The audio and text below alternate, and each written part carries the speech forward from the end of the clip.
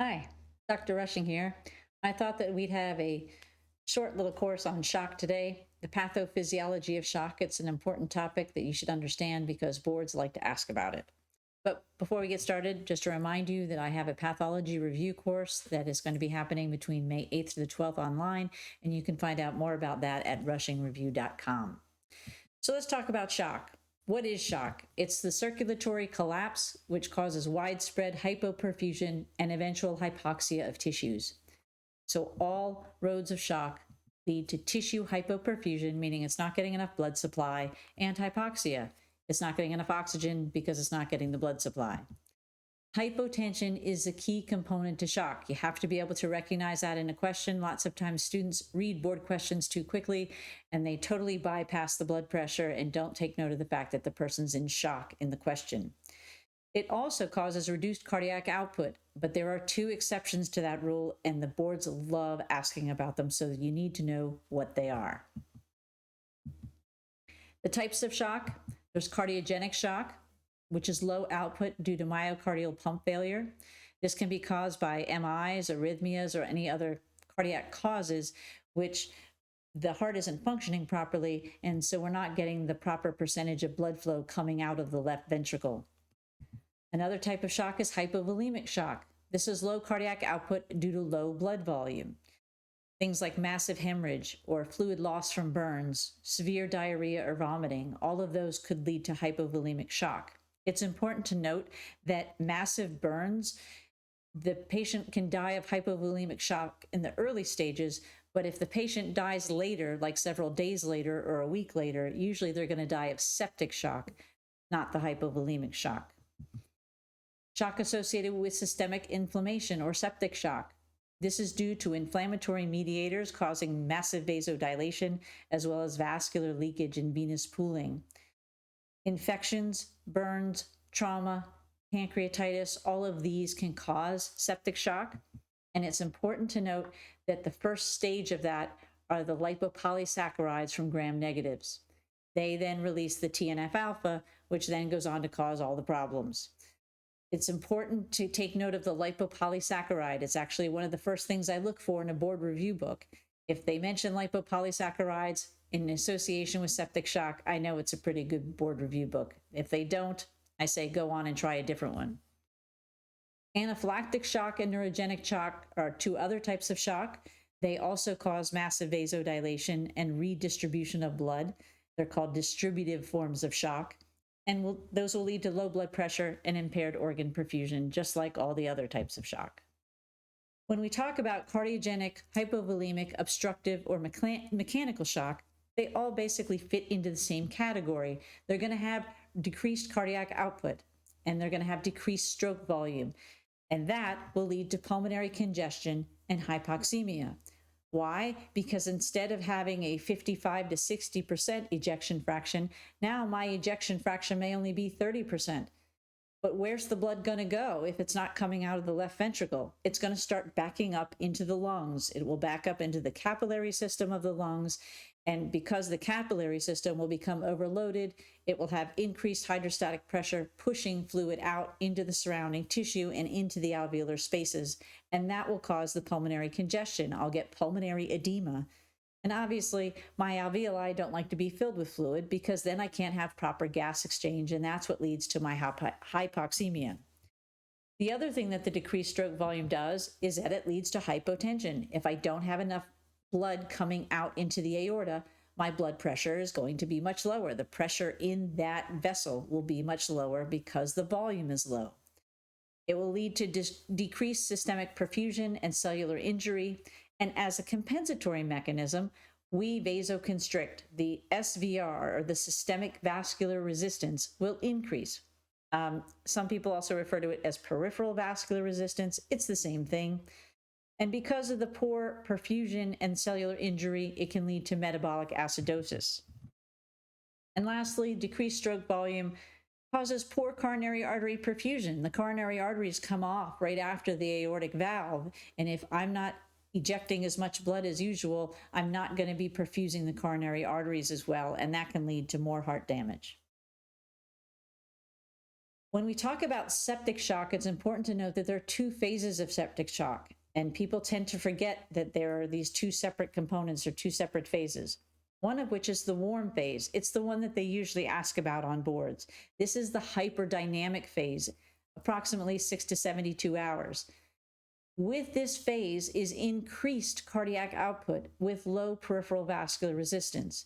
We just said that septic shock leads to massive vasodilation, but our body's compensation isn't able to overcome the vasodilation. So my peripheral vascular resistance or my systemic vascular resistance, those are going to be really, really low because I'm not going to be able to vasoconstrict.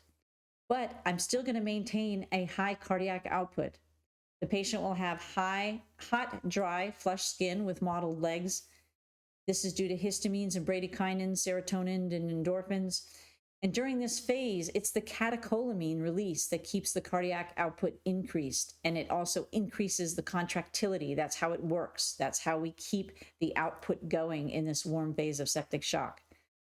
The boards usually ask about septic shock because they know that students tend to forget that this is a higher output cardiac state and not a low output cardiac state.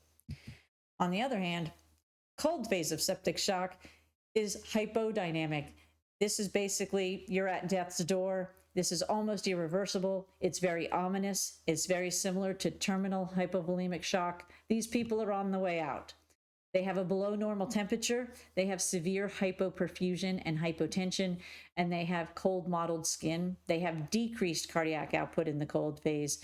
They have vasoconstriction of basically the renal, pulmonary, and GI circulation because they're trying to maintain the blood flow to the brain and the heart.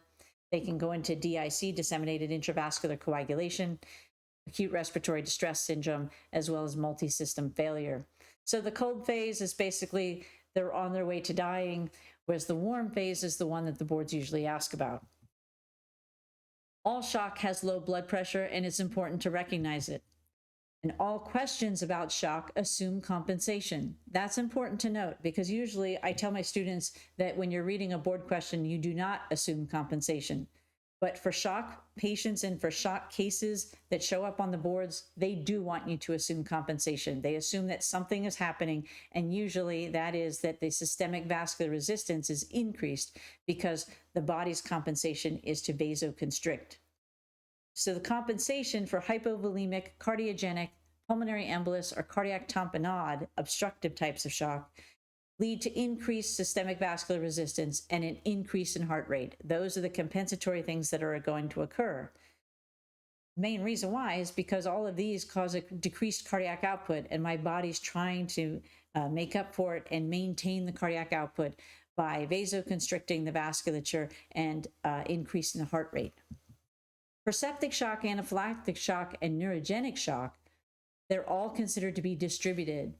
They all cause massive vasodilation, and in those cases, the systemic vascular resistance or peripheral vascular resistance are all low. That's how you can recognize them. It's low blood pressure from this massive vasodilation, which my body can't overcome.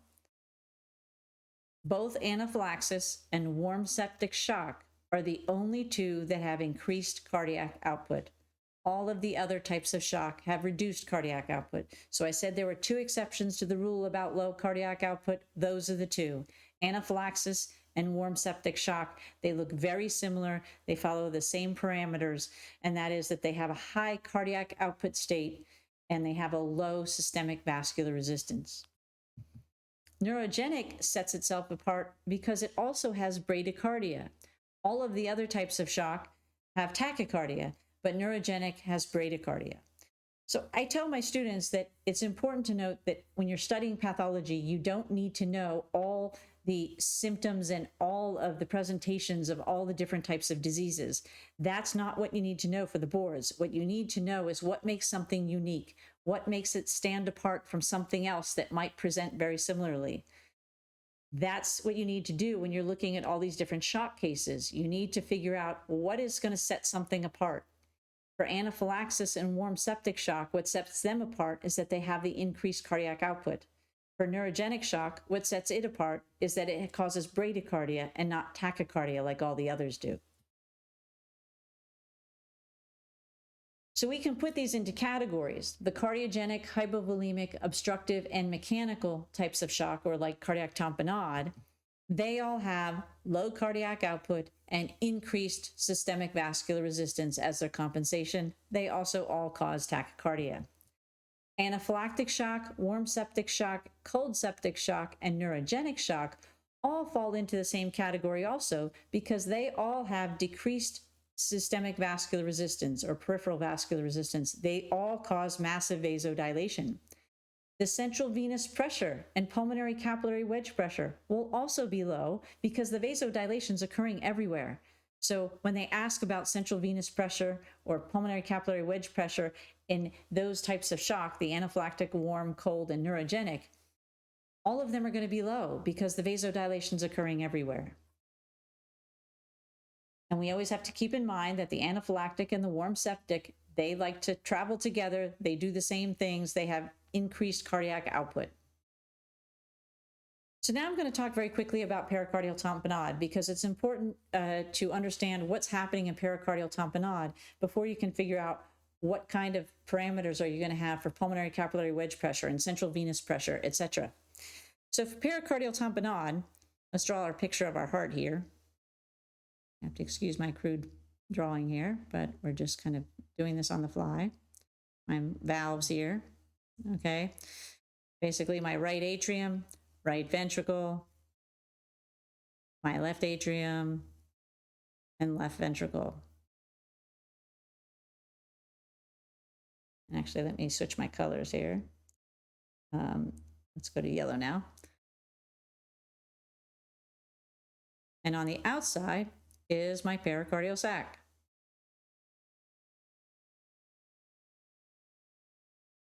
Now with pericardial tamponade, what's happening is that I'm going to get fluid in the pericardial sac. But this fluid that's in the pericardial sac doesn't just sit there. The fluid actually is going to be putting pressure on all the chambers of the heart. It's going to be pushing on all the chambers because it's surrounded, the heart itself is surrounded by fluid. Now that's a problem, because if you remember how blood flows through the body, the main mechanism for blood to flow through the body is that it flows down pressure gradients. The highest pressure being the left ventricle and the aorta. And as the pressure declines throughout the body, it moves the blood flow through. So that the lowest area of pressure is my right atrium. And that has a pressure of approximately 0 to 3. Well, if I have fluid out here that's putting pressure on my right atrium, it's going to collapse the right atrium. It could also collapse the right ventricle, basically when the right ventricle is in diastole. And we can't have that happening, and your body won't let that happen. So what happens in pericardial tamponade, whatever pressure is being exerted from the pericardial sac due to the fluid, all the chambers in the heart will have that pressure so that it can balance it out, so that it will prevent collapse. So if the pressure out here in the pericardial sac is, say, 10, the pressure here in the right atrium at its lowest point will be 10. And same for the right ventricle, and same for the left atrium and the left ventricle. Okay, they will all have that. Basically, it equalizes out to prevent collapse, and it equals whatever the pressure is being exerted on the heart by the fluid in the pericardium. So that's important to note. Why? Because normally my central vein, my central vein is going to sit here and dump into the right atrium. Well, if the right atrium pressure is 10 because of a pericardial tamponade, that means the central venous pressure has to be greater than 10 in order for the blood to flow from the central vein into the right atrium. And you'll see that this is going to come into play in just a minute. So this is just a diagram or a scheme to make you think about what is happening to all of these: systemic vascular resistance, cardiac output, pulmonary capillary wedge pressure, and central venous pressure in the various types of shock. For cardiogenic, hypovolemic, pulmonary embolus, and cardiac tamponade, what would we expect for the systemic vascular resistance? Well, we just talked about the fact that for all of those, we would expect compensation. They're all low cardiac output states, so the systemic vascular resistance would be increased in all of them. For anaphylaxis, warm septic, cold septic, and neurogenic, what will we expect for the SVR? Well, we just said they all cause massive vasodilation, so the systemic vascular resistance is going to be decreased for all of those. Cardiac output for cardiogenic, hypovolemic, PE, and cardiac tamponade, those are low cardiac states, so they would all be decreased. Anaphylaxis, warm septic, cold septic, and neurogenic, what would the cardiac output be? Well, remember we talked about anaphylaxis and warm septic are the two exceptions to the rule, so the two of them would have increased cardiac output, whereas cold septic and neurogenic would have decreased. All right, so now what about cardiogenic pulmonary capillary wedge pressure? Well, if we're talking about left-sided heart failure, if my left side of my heart isn't working properly, where's it going to back up into? If I'm not pumping out the blood from the left ventricle, it's going to back up into the lungs, which is going to increase the pressure in the lungs. That's what causes my pulmonary edema. So I would expect my pulmonary capillary wedge pressure to be increased in cardiogenic shock. For hypovolemic shock, I have low volume, and that low volume is everywhere, which is going to lower the pressure. So my pulmonary capillary wedge pressure would be low for hypovolemic. Pulmonary embolus is a difficult one. This is the one that tends to trip students up. And the reason why is because you have to understand that pulmonary capillary wedge pressure, when they're giving you a value for pulmonary capillary wedge pressure, that value is being taken after the obstruction. So the pulmonary embolus is occurring before the place where the pulmonary capillary wedge pressure is being measured. So it's after the obstruction. So the pulmonary capillary wedge pressure would be low because it's happening right after the obstruction within the pulmonary vasculature. Cardiac tamponade, what would I expect for pulmonary capillary wedge pressure? Well, we just talked about the fact that we have to increase the pressures throughout the heart in order to offset the pressure being exerted by the fluid. So our pulmonary capillary wedge pressure would be higher than normal because of all the increased pressure throughout all the chambers of the heart at that time. For pulmonary capillary wedge pressure, for anaphylaxis, warm septic, cold septic, and neurogenic, well, we have massive vasodilation going on in all of those cases. The distributive type of shock, all of those would be decreased, as well as the central venous pressure. Central venous pressure, same thing. Massive vasodilation, I'm not able to compensate, so I would expect all those to be decreased as well. What about central venous pressure for cardiogenic? Central venous pressure for cardiogenic, well, if it's heart failure and everything's backing up in the system before the heart, I would expect the central venous pressure to be increased. That's why we can measure jugular venous distension to determine the status of the right side of the heart. Well, if I have cardiogenic shock going on due to a cardiogenic cause, then I would expect a backup to be occurring, and I would expect elevated jugular venous pressure and elevated central venous pressure because the blood flow is not going through the heart and instead is backing up in the system. Hypovolemic shock, I would expect the central venous pressure to be low because I have low volume everywhere. Pulmonary embolus, central venous pressure. Well, if the pulmonary embolus is blocking the circulatory system and the right ventricle can't pump in to the pulmonary vasculature, the right ventricle is going to fail and everything's going to start backing up before the pulmonary embolus. So my central venous pressure would be increased. And with cardiac tamponade, just like we said before, we need for the central venous pressure to be able to put blood into the right atrium. Well, the right atrium pressure is now elevated to offset the fluid from the pericardial sac pressure. That means the central venous pressure has to be elevated in order to get the blood flow into the right atrium. And all of them that we mentioned are going to have tachycardia, except for one, and that was neurogenic. So now it's an opportunity for you to test yourself on what we just went over. And basically, I'm not going to say anything. We're just going to go through, give you an opportunity to answer each one of these. I'll go through the first one with you. Hypovolemic shock, what would you expect for the central venous pressure? Because I have low volume, I would expect the central venous pressure to be low. For pulmonary capillary wedge pressure, Again, I would expect it to be low because of the low volume state. Cardiac output, I would expect that to be low as well. And the systemic vascular resistance, I would expect that to be increased because I do have compensation going on. So now you do the next one, and then I'll give you the answers.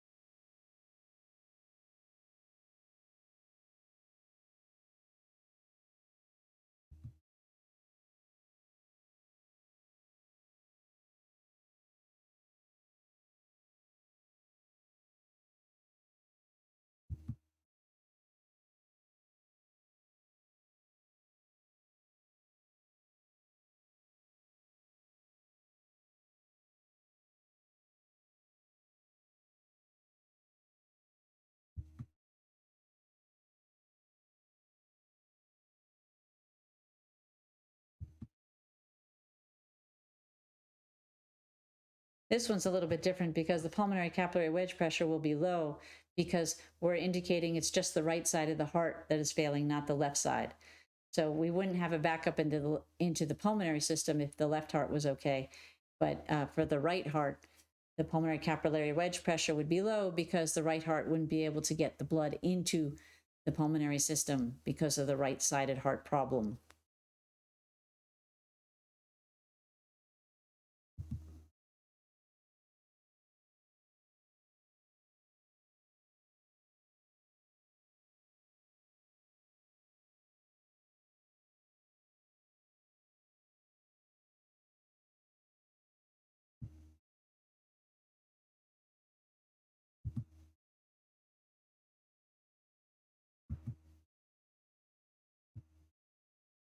So in this one, don't forget that hyperdynamic shock has increased cardiac output.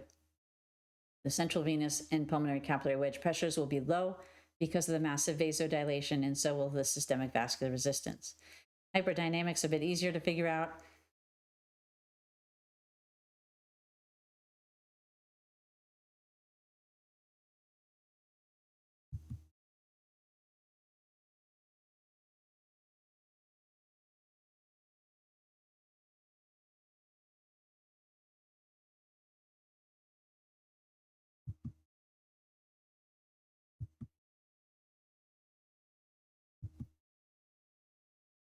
So the key to the pulmonary embolus is to remember that the pulmonary capillary wedge pressure is being measured after the area where the embolism is. So it will have a low pressure.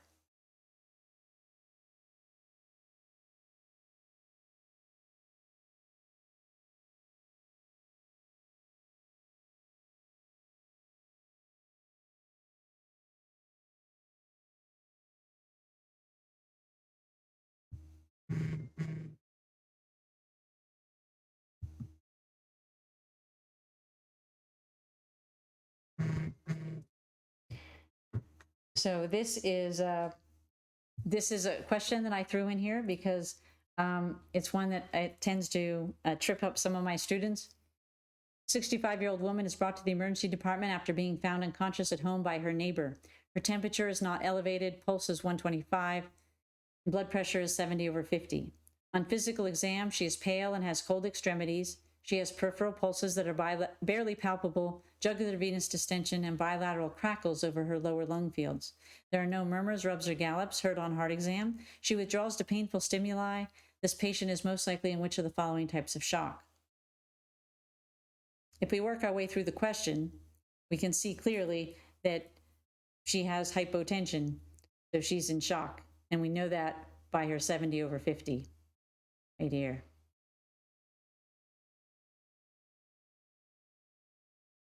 But it says that her temperature is not elevated. So if her temperature is not elevated, we can rule out one of our answer choices. So we can cross out septic. It's not going to be septic if she doesn't have a temperature. On physical exam, she's pale, cold extremities. Well, if she's pale and cold extremities, that should go against anaphylactic, where we'd be warm because of the massive vasodilation. But even if you weren't going with that, there's one part of this question that gives away everything that's going on. and that is this part right here, the jugular venous distension. Oops. The jugular venous distension is the giveaway in this question. If you miss it, you're not going to know what's going on. But if I have jugular venous distension, I'm not going to have that in anything that causes massive vasodilation. So anaphylactic shock can be ruled out. We can take that one off the table. Neurogenic would cause massive vasodilation, so that can be off the table. And the hypovolemic would not give me jugular venous distension either, so I can take that one off the table.